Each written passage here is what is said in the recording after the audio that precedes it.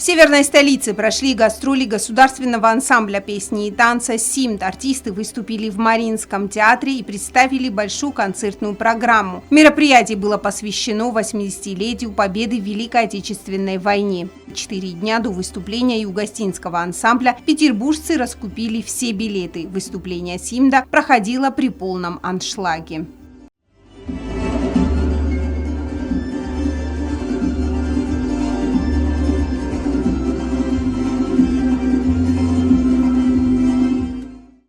В рамках проекта «Обменные культурные мероприятия России и Южной Осетии» коллектив госансамбля выступает на различных концертных площадках России. Ранее «Симд» представил программу в Дагестане, Краснодаре, Ростове-на-Дону, Москве. В программе концерта традиционные осетинские танцы «Симд», «Хонгакафт», «Хахонкафт» и «Аланский танец», а также танцы народов Кавказа. Мужской хор ансамбля подготовил несколько песен о Великой Отечественной войне на осетинском и русском языках.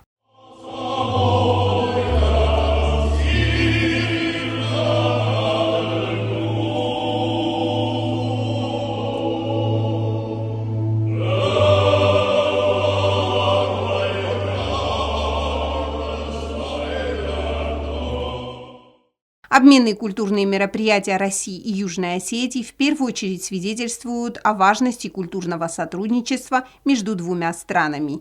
Яна Плиева, Зарина Таттаева. Информационный выпуск сегодня.